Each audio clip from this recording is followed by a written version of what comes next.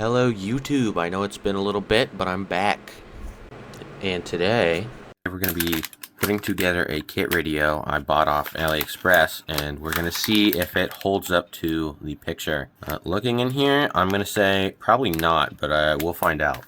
This thing was, I don't remember how much it was. I think it was around $10. I'll try to find and put on screen how much it cost. Comes with like a speaker, and it's supposed to come with other components, so hopefully it's not missing any parts. I've never had that problem before, but you never know. Looking at the board first off, I should probably start with the instructions, but I don't care. Looking at the board, we seem to not have any micro soldering to do, so that's good. We look at the back here. Yep, it doesn't look to be like any micro soldering. Now, in the listing, I could have swore there was an acrylic case. Yeah, no, it shows an acrylic case here in the instruction manual. Right here. I don't see an acrylic case anywhere. So, I don't know what that's about. I don't know if it's a slightly different radio, or... Let's look at the back of the instructions here. Well, I see the little buttons in here.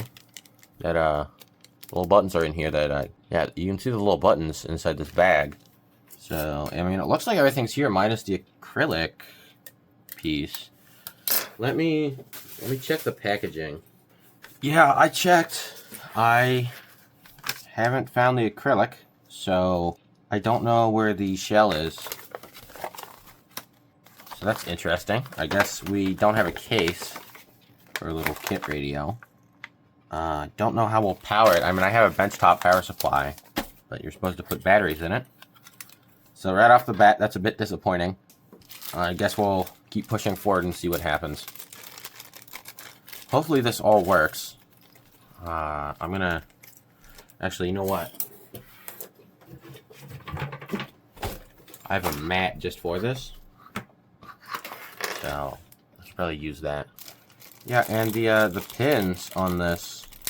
It's looking like the pins on this thing are bent, too. You know, I would hope they would ship it a little better. Yeah, we seem to be missing the screws and the case. I feel like those are both something that should be there. Also, there's a micro USB connector, but I don't think you can use it as a power bank, obviously. Yeah, no, those aren't rechargeable batteries. So, I don't know what that's about. We have this little baggie here that I didn't open. It's got a smaller board. I'm not sure what it does just by looking at it. I can tell there's supposed to be a crystal oscillator on here. Let's look at the... Yeah, on the instructions you can see there's a crystal oscillator on it. I'm assuming this is where the signal comes from. I would be fine putting the oscillator on. I don't see it anywhere. Yeah, I'm not seeing the crystal oscillator. Oh, there it is. Okay, good. You'll also notice there is no markings on the crystal oscillator, so it does not show what the frequency is supposed to be. I mean, it shows on here, on this little board, it says 32.768.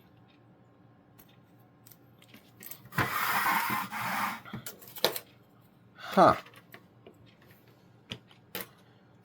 That makes me worry a little bit that we might be missing components. Hopefully we have them all. I mean, things on AliExpress always come in one package, so I don't know why we'd be missing anything. Also, am I supposed to solder this antenna on? There's no screw in here. There's no screws. Oh, no, there's one screw. Okay.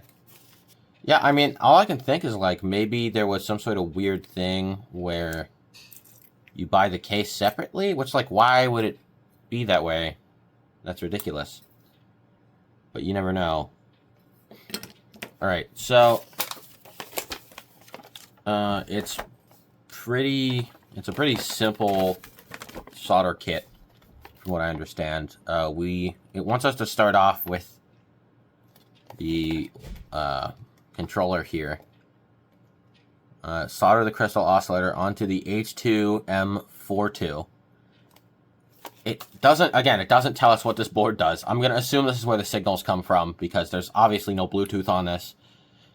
And what else would you need a crystal oscillator for other than for tuning a radio? I mean, I'll do some research into it and I'll put up on screen why it's like that. Oh, this isn't... Okay, I mean, I would hope this crystal oscillator is not directional because there's no indicator for how this goes in. I don't recall them ever being directional, but usually they also have labels, so you never know. All right, we'll stick that through there, just like that. And then I gotta move my helping hands. I have one busted helping hand. It's kind of hard to solder with just one helping hand. I mean, for this board, it's fine, but... I mean, typically they don't include solder, but there is no solder included in this kit. I have had solder included before, though, so it's not like it's never happened. The crystal oscillator has been put in place. Luckily, I have tin snips, so I can remove this. Or I guess these aren't tin snips. These are, I don't know. Are these tin snips? I call them tin snips. I've been calling them tin snips for a while, but I don't know if that's what they actually are.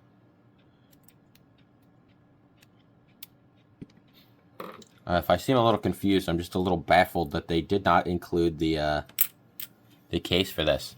I feel like that's something you do. And again, like, there's a cord here. And does it, like, can I just run it off of micro USB power? Or is it, like, implying that I can charge it? Well, actually, hold on. What does this chip do? STC8G1K17A. So, this might be our radio controller. And then this could possibly be a BMS. But why would it have a BMS if it doesn't come with rechargeable batteries? I have to source those myself. And a case, apparently. Also, I just realized, it refers to the battery terminals. It says, insert the battery shrapnel. I don't think it's called that. Let me know down below if you guys have ever referred to battery terminals as shrapnel. I'm kidding. No one's ever called it that. I'm gonna look this chip up. I'm gonna see what it does. All right, the H2M4, the HUM42 is what I thought it is. It is the radio receiver, so I was correct there. Which makes it even stranger because we don't have a BMS anywhere, so why would you be able to charge it? I feel like that would just blow up your battery. I mean, unless your battery has a built-in BMS. Some cells apparently have that from what I've heard, but I wouldn't quote me on that. I'm going to glue this down. Just tiniest little dab of hot glue on here. Just so it quits moving. And then we are going to solder this thing in place. Let me get my flux. I got this from AliExpress too. I don't really think you need flux here, but it can't hurt. Yeah, no, usually when I buy things from AliExpress, it's pretty on point with the listing. But every once in a while, you'll get like a random thing that's not exactly what it's supposed to be. And you have that with Amazon too. But Amazon, the only difference is Amazon's return policy is like way better. I've heard people have some problems with AliExpress's return policy. I haven't really ever tried to return anything. I'm doing this for a video, so I'm not going to. AliExpress, if you see this, please sponsor me. You know, I really should buy a fumigator or a fume extractor because can't imagine it's good to breathe this solder in. I mean, I'm not like directly inhaling it. It's not towards me, but I should still probably have a fan or something. I will say, if you've ever soldered pre-made like PCB modules, you know how obnoxious this is to solder these, because they're always like, they're raised, so you need quite a bit of solder, but then it starts to like form a blob, and it hits your other solder contact, or it hits your other contacts, so you got to get like the perfect balance, and it's not impossible, it's just kind of annoying.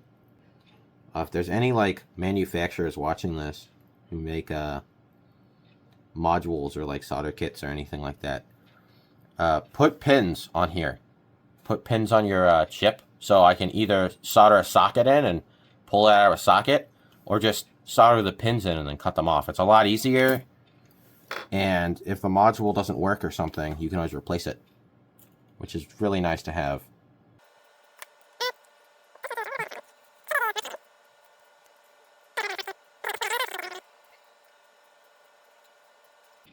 Leave a comment down below if you guys want to see me build a fume extractor for cheap. I mean, I got my Bamboo Lab printer.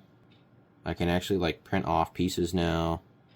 So I could try to build one for cheap. Get like some cheap filters and like one of those bendy tubes that they put on like the back of dryers. And I could try to build a fume extractor. I haven't got to it. I thought about making it, and I thought about making a video, but I never get around to it. So leave a comment if that's would interest you. Alright, all our connections are made. They should be on there pretty good. So what's the next step it wants us to do? Solder 1K and 10K resistors. Okay.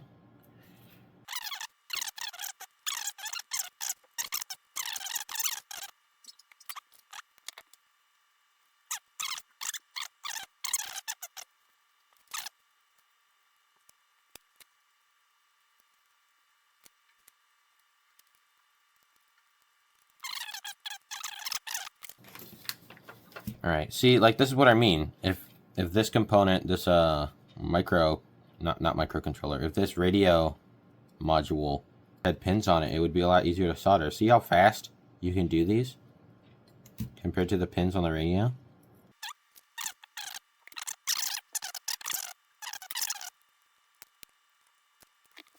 Alright, that's the resistors done. What's next? Alright, we have to solder the USB, not port, the socket. That's not technically wrong, but I don't think many people call it a socket. And it just sits in there like that.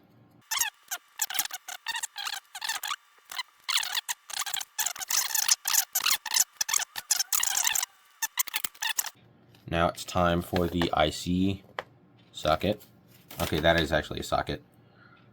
And the trick with these is you line up. You see how there's like a little dot there and a little notch? Yeah, do you see the notch and the dot? You want to line up the notch on the socket or chip if you're going with no socket. I think there's a dot on the chip too, I believe. You want to put that to line up with the marking on the board. And then these typically don't have super long legs on them. So what you can do is you have a couple options here. You can either set it down on the surface flat like this, and since I don't have any big components yet, I can do that. But if you have big components and it's just like the socket's going to fall out of the board, you can use capped on tape and hold it on. I'm sure a lot of you more experienced people know that, but I don't know how many viewers are new to this on my channel, so I'm just giving out tips, you know, never hurts.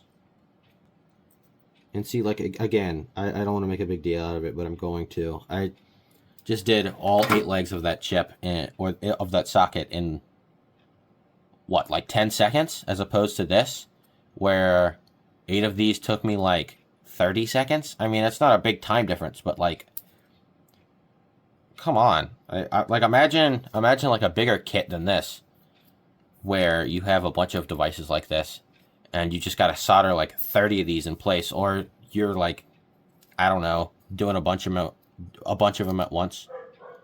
If you're ever like again, I doubt any of you guys are doing this, but if any of you are like ever doing mass assembly of components, splurge for the pins, even if they're a little bit more expensive. It will save you time and money in the long run.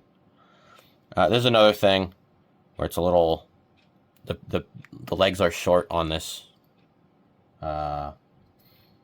this radio. The legs are short on this jack, so another thing you can do is I'm just going to put a little dab of hot glue on the side here. Spread it out just a little bit. And doesn't need to be fully dry. But once it's dry enough, it'll hold it in place well enough for you to solder. You just solder those down.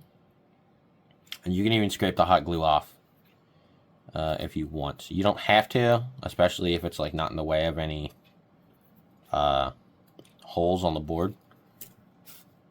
If it is in the way of holes on the board, I would probably not put hot glue there.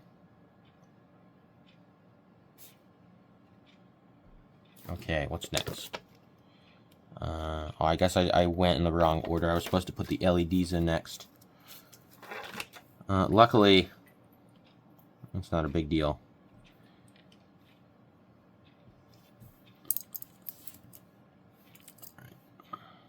Now we just gotta put the LEDs in here. And let's see, where do they go? Alright. And a pro tip with the LEDs, it shows positive and negative legs. These are polarized, so they have to go in a certain way. Long leg is positive, short leg is negative. So put it in just like that. Bend the legs. We don't want them too far bent because then they're hard to cut off. We're going to solder that in place.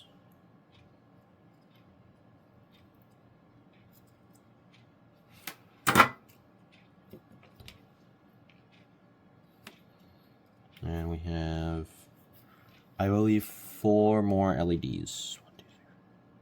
No, 3 more. They gave us a spare again. Just lining that up with the positive hole. Bend the legs. It doesn't have to be perfect.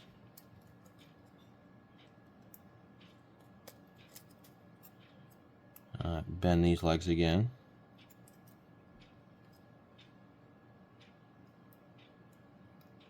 Again, you want to make sure you get the polarization right. I almost messed that one up.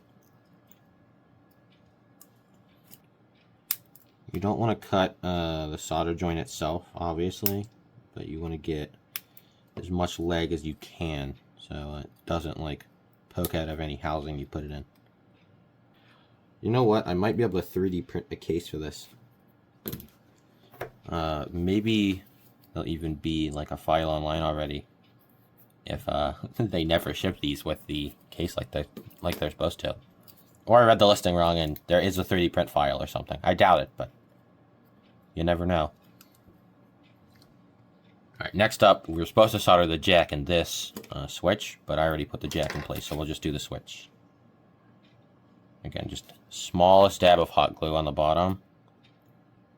Slide it right in place. Make sure it doesn't cover any pins. And then it stays just like that. And on this, the support pins are connected to the chassis of the part because it's just a folded up piece of sheet metal.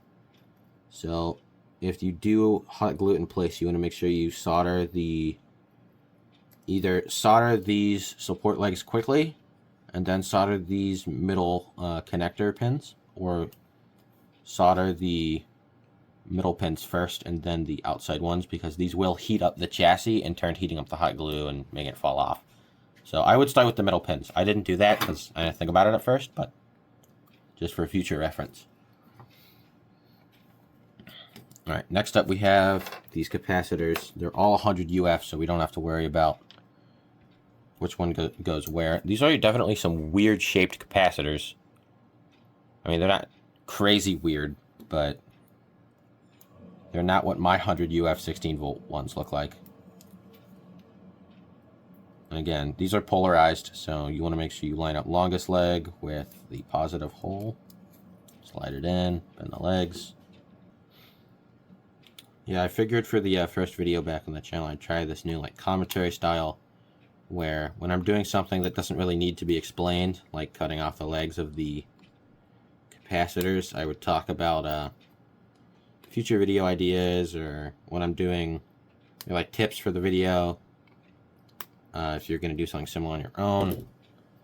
Again, you guessed it, leave a comment if you like that style that I'm doing. Ooh, I looked at our microcontroller here, and we've got a bent leg. That's not great. Bent it back in place, but still, that's not really what you want.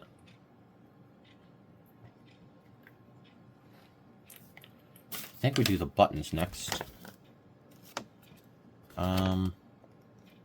Yes, the buttons go on next, so then we put the chip in.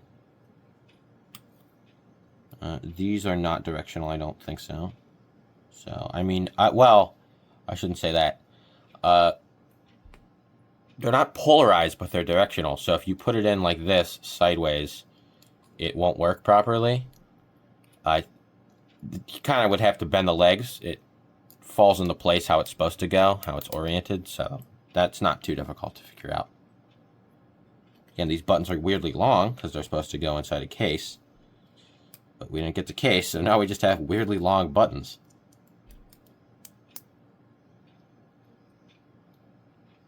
And again, these can fall out, so you might want to put some hot glue on the bottom. These ones seem to not really move anywhere. So we should be good to just solder them on.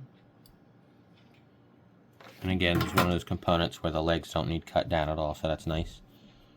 Buttons are all in there. Not really supposed to do that. Again, they're too long because there's no case, yada yada. Then we're supposed to put this chip in. Again, little knots on the board, little knots on the chip. Line those up. A little bit of hot glue here. Let me brush that away. Line those up. Make sure all the legs are straight on the chip. Otherwise, it might bend and not go in properly. They're all the pins are in there. Now I just got to press it down. Just like that. And our chip is installed.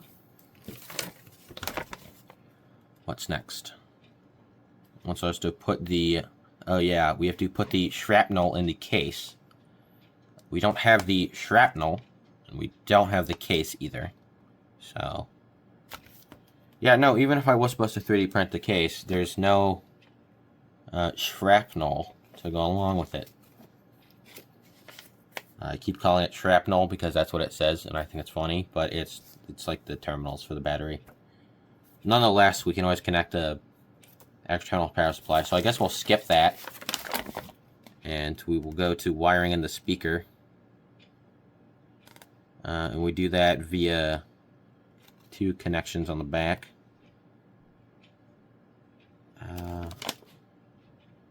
It shows... okay, this is a little confusing. It shows the speaker connected to here on the board, and there's a big arrow pointing to it. But if you look, the speaker's not actually connected there. So I don't know what that's about. That is not very clear. And this is like the battery terminal on the board. I mean, obviously I know to solder it to here and not the battery terminal. And I don't think they were trying to show you to solder it to the battery terminal, but they definitely didn't word that exactly in a great way. I believe this speaker fits in... I could technically put it in the front like this, which would look cooler, but it's supposed to go in the back of the radio. We will put it in the back because that's where it's supposed to go. And there's these 4 little connectors, and I don't I don't really know what these are for. They're labeled R, T, G, and V. There are no more components to solder on. I mean, there's the antenna, but I guess that doesn't go there. It goes here. So I don't know what those are for. Probably just pins that weren't used, but it is still weird that they're there. Especially considering this is like a hobbyist board, so if it's someone's first time soldering, they might not know that. We've got these sets of wires with positive and negative. It's nice to include the wires. We just match these up to the positive here and the negative here. Again, you can kind of like tack these in place with hot glue if you want. I prefer not to, but I have before. You know what, just for the sake of the video, I'll put just the smallest little dab of hot glue on. And it's right by the solder pad, so you want to be careful. You've got a little bit on the solder pad, but it's still visible, so you should be all good there. And it is going to melt the hot glue. Just solder that in place. Yeah, it's on there. Then we will solder this in place.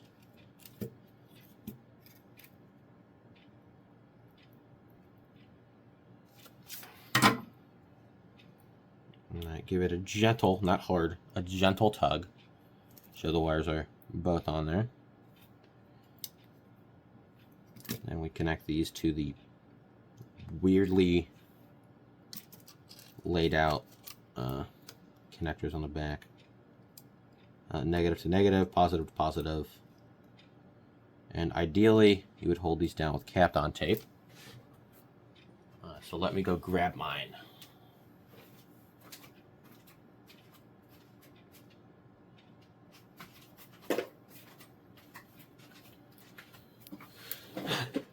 Now, I bought this Kapton tape on AliExpress, and it's supposed to be heat resistant, but it's not. You can see a little bit of a burn mark on it. So, again, read your listings carefully.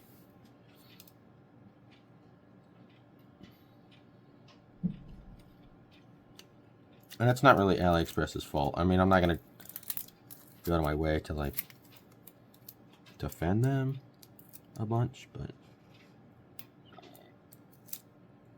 individual sellers on the site, again, yada yada. We got Kapton tape holding it in place. They are on the terminals. Kind of a bad job there, putting the Kapton tape down.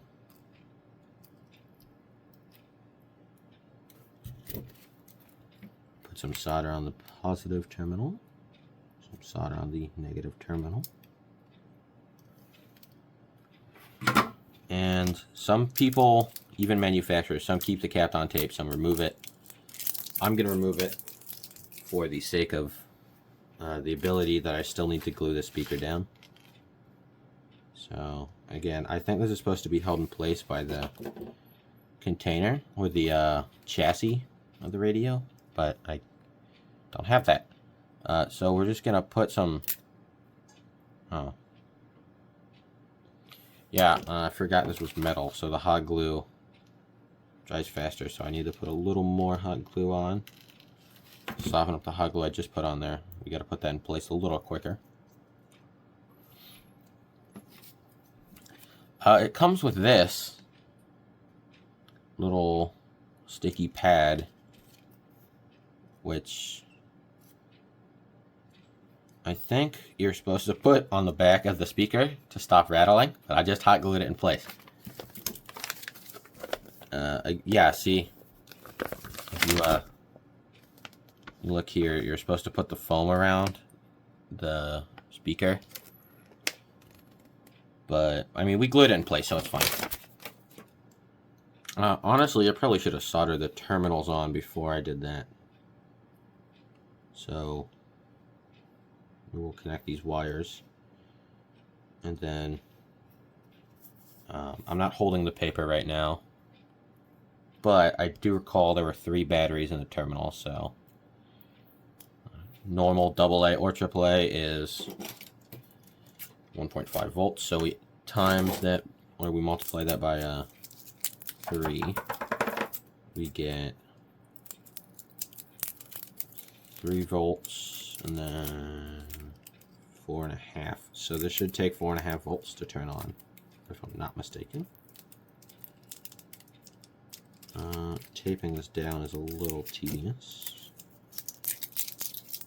I am going to see if I can use hot glue instead.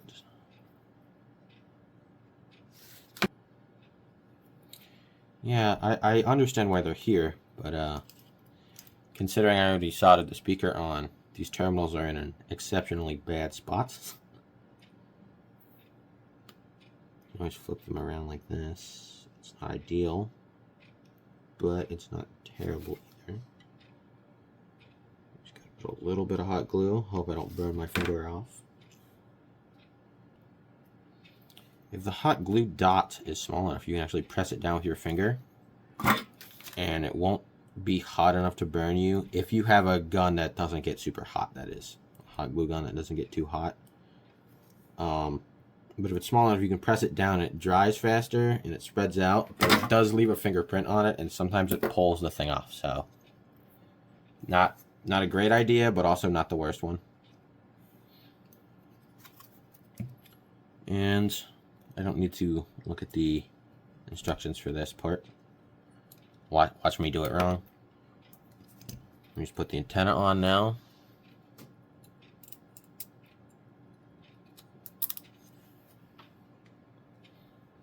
And I mean, there's button covers too, but we can't do anything about that because we don't have the case.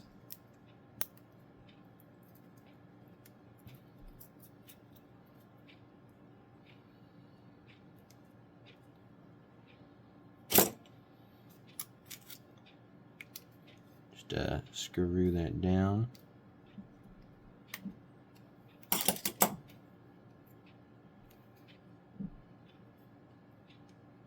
I could technically put solder on there. I don't really think that's what you're supposed to do, so I'm not going to. But, well, actually, it's not really supposed to pivot because, again, it's supposed to be in a case. But we don't have a case, we just have the board, so I guess that's what we're working with. I will find a micro USB cable, and we will test out if that port just turns it on. I mean, I would imagine that's what it does. We'll read it with a multimeter, see if anything comes out of the battery side. It shouldn't, but you never know. We'll just put it at 4.35 volts. Right. Negative to negative. Positive to positive. Alright, the lights are on. Oh. It is the second such action on courthouse arrests after a judge banned them in New York City last month. Federal prosecutors have charged the chief of staff to It's immediately tuned to NPR.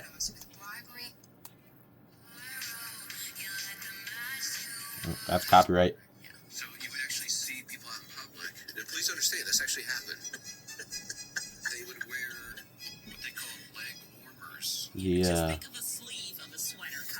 The channels in this area are not great. Calves were cold, and so people, that was the way to do it. This was the remedy. It wasn't for the whole leg. They're talking about leg warmers? I guess. It auto-tunes, so that's nice. It is only FM. What is it, only tuned to, like, news channels? That's an ad. No. I am also in the basement, so it's probably not picking up a bunch of signals. Alright. Let's turn that off.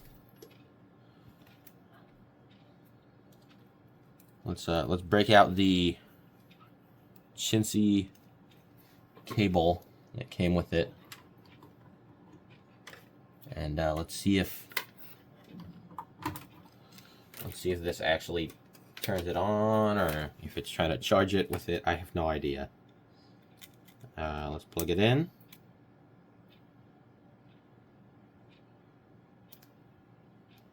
And Canada are heading to the knockout round, playing in front of a sea of red and white jerseys in Vancouver. The co-host nation it turns it on. 2-1, but has performed being plugged in gives it power. For the first time ever. Meantime, So Bosnia and Herzegovina helped their chances of a That's interesting, but you know what else though is if they do move forward, it would also be the first time the power supply set to 0, but it's picking up 5 volts in. So I'm thinking. Who was handed a 5-match ban after attacking Let me turn the volume down on this. player's leg last week. Madibo can What? appeal FIFA's decision. Someone got in a fight at a hockey event, apparently. Right, let's turn our multimeter to 20 volts. We are on DC. And we're still plugged in over here, so let's see what we read. And we have 4.5 volts roughly coming out of the battery terminal. So that will be sending power into your batteries if you plug it in. So that's not good. Yeah, I don't know if that is safe. Well, I do. It's not safe. Unless there's a recharge circuit in this, which we just assembled it, so we know there's not. That will blow up any batteries you put in it. If they're lithium-ion, like, not immediately, but, I mean, it still doesn't appear to be a BMS built in. So, I guess that's just for power? I mean, it works. I mean, you get power through there. But didn't seem super safe. Alright, let me get a pair of headphones and we'll see if this line out works as mono or stereo. I'm going to guess it's mono.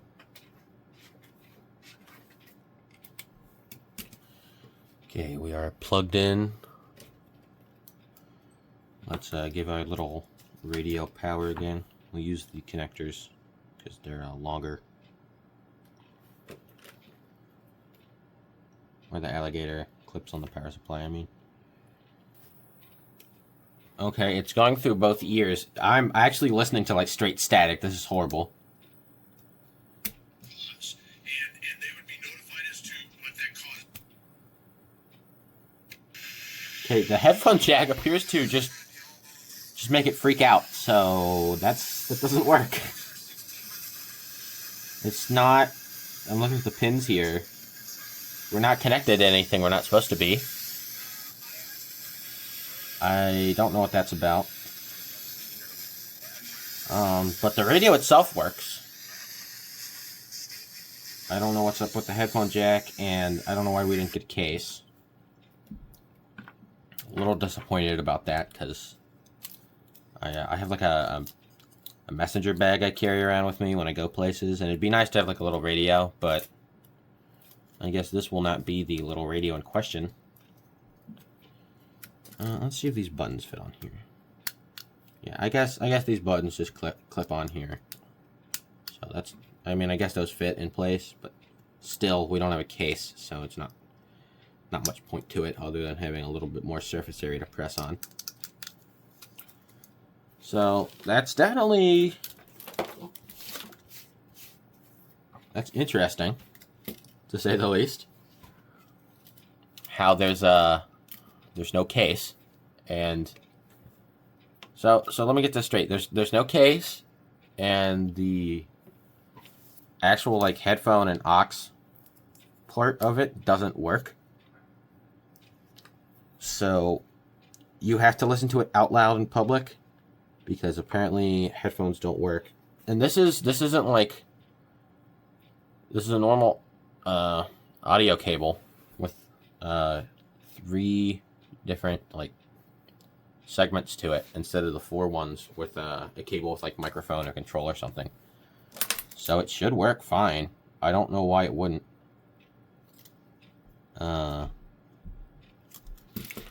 I'll get one more chance. Let me go grab a different cable, and we'll see if that cable's just like all weird or... Okay, I plugged it into a set of speakers and it worked fine. So let's try again, I guess. Or, you know what? I had it over USB power. Maybe that's it? Okay, so I'm noticing when it's plugged in like this and the aux cable's not plugged in on the other end, it works fine. So I think it is this cable. So I guess aux does work, or line out works. Everything on it works just fine how it's supposed to. There's some weird connectors, and we did get a case. Other than that, it is a working radio, so I got to give it to him there. Overall, I give this, I'm going to say 3 stars.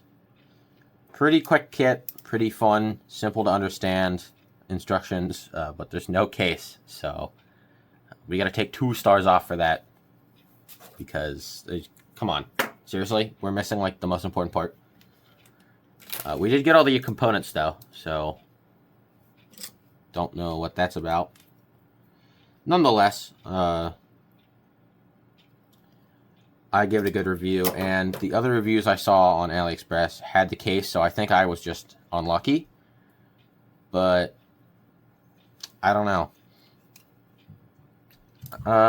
I'll leave a link in the description to the kit on AliExpress, and I will see you guys next time. I found the AliExpress listing. Apparently there's a without shell and a with shell option, so that it is on me. So I guess I gotta raise it to 5 stars, because that is my fault. A little confusing, but it is on me, unfortunately. With that being said, I will see you guys next time. AliExpress sponsor me.